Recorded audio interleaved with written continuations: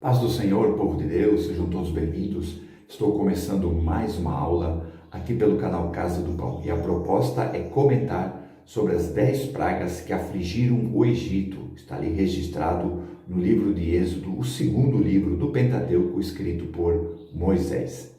E hoje eu vou comentar sobre a praga das moscas. A quarta praga está relatada ali no capítulo 8 de Êxodo, versículos 20 a 32. Depois das 3 primeiras pragas, água transformada em sangue, a praga das rãs e dos piolhos, vem a praga das moscas.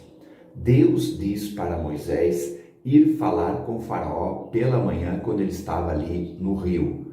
E Deus manda Moisés anunciar a nova praga.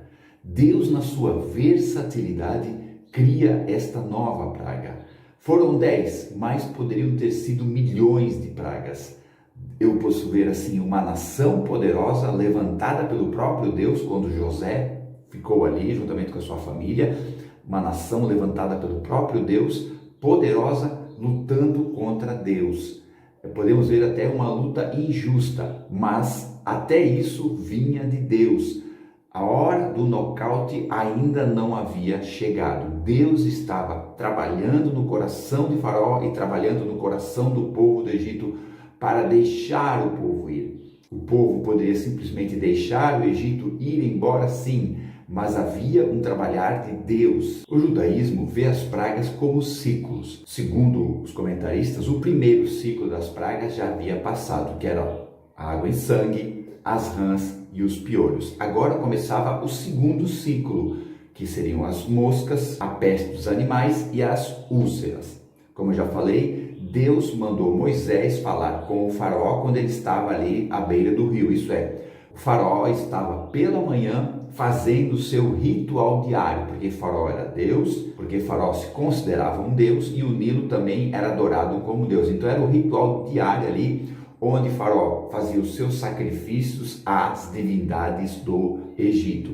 E naquele momento Moisés chega ali e interrompe o ritual de Faraó para dizer que Deus estava mandando, o Senhor estava mandando o Faraó deixar o povo ir, senão haveria uma consequência, a quarta praga, isso é, a praga das moscas. Elas viriam sobre todo o Egito e estariam ali na casa dos egípcios, do Faraó, de toda a terra do Egito, onde essa terra seria coberta por esse enxame de moscas. Alguns entendem que a água, a elevação do rio Nilo e a água ali, juntamente com as rãs que morreram, criou toda essa condição dessas moscas serem geradas e vier essa grande praga de moscas ali sobre o Egito. E é interessante que a Bíblia cristã, as Bíblias católicas e protestantes, tem essa quarta praga como moscas, como eu estou falando aqui desde o começo desse comentário. Só que as Bíblias judaicas não dizem moscas,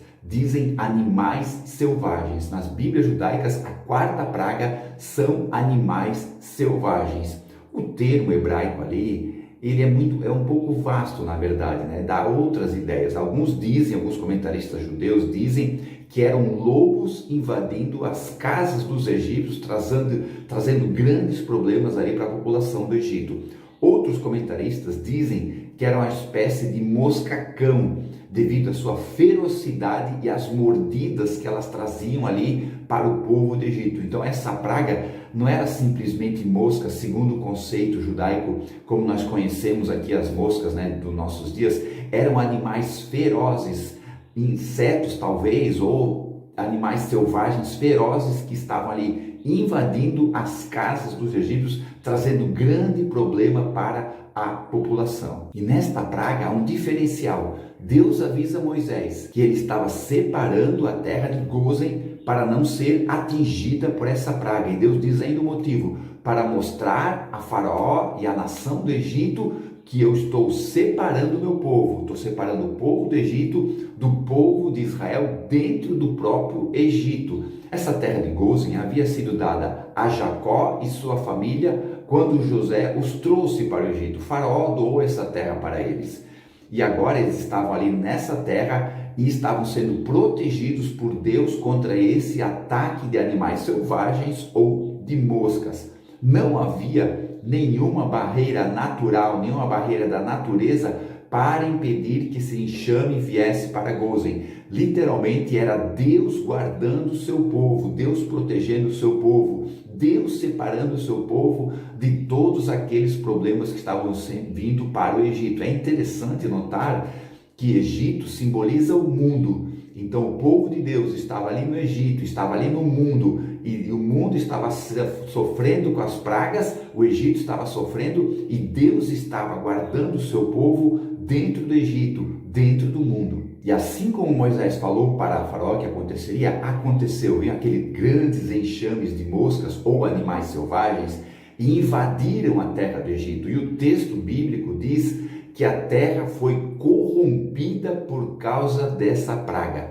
Esta palavra corrompida quer dizer destruição, arruinada. Então essa praga realmente veio para trazer uma grande destruição, uma grande ruína para a nação do Egito. E podemos entender que essa destruição, essa ruína foi tão grande, foi tão terrível para o povo do Egito, que Faraó, o líder supremo da nação, chama Moisés e Arão para dizer para ele: olha, vocês podem sacrificar como vocês querem, podem fazer o sacrifício, podem fazer o ritual de vocês. Então Faraó já estava cedendo, tamanho era a destruição do Egito. Só que Moisés não aceitou essa condição de Faraó, de poder sacrificar. Por quê? Porque Moisés mesmo diz: não, se nós sacrificar aqui, nós vamos ser apedrejados pelo povo do Egito. Por quê? Porque o povo do Egito entendia que o sacrifício de animais era abominação, era algo repugnante. Porque os egípcios entendiam que os animais eram sagrados, ok? Então, se eles vissem os hebreus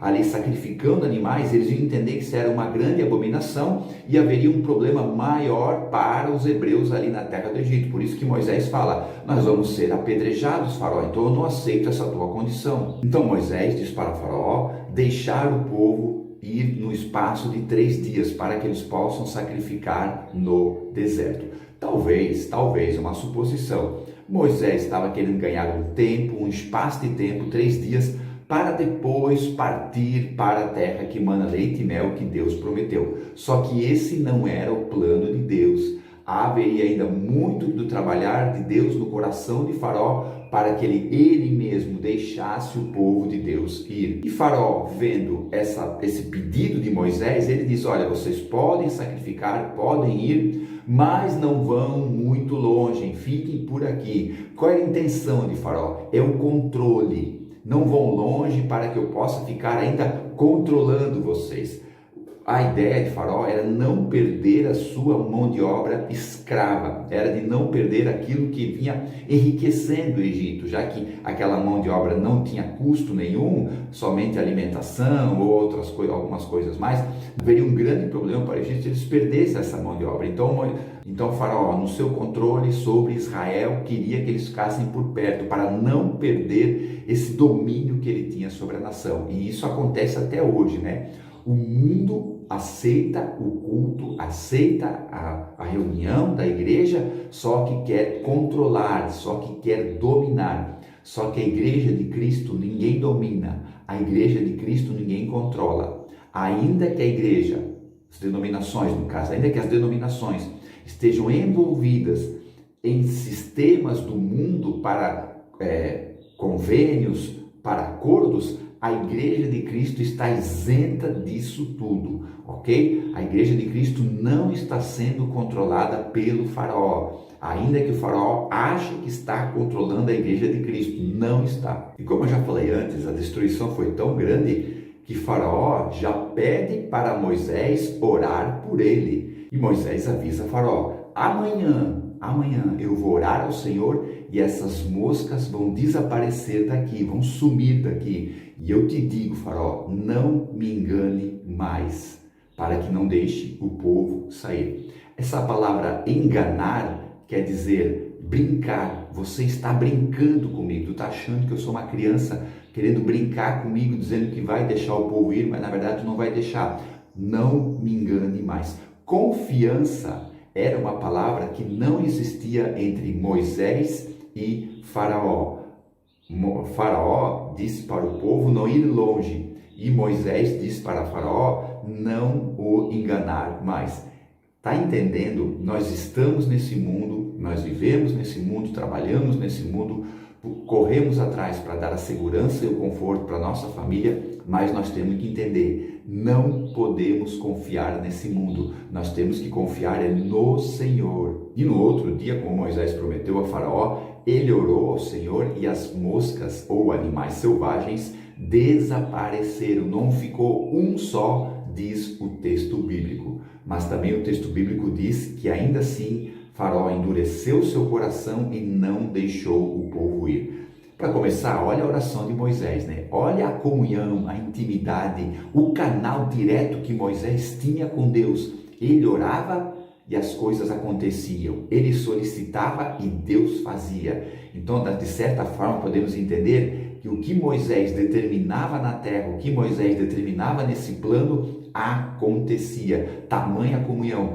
tamanha intimidade que ele tinha com Deus. Hoje a igreja é o Moisés aqui na terra. Hoje a igreja declara e as coisas acontecem. A igreja de Cristo declara e as coisas acontecem. Mas como eu falei, o coração de Faraó endureceu, isso é, ficou pesado, ficou intransponível, não aceitou, onde que Deus envia uma nova praga, a quinta praga, a praga da peste dos animais. E isso eu vou falar, comentar no próximo final de semana.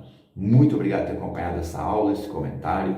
Deus abençoe. Fiquem todos na paz. Tchau.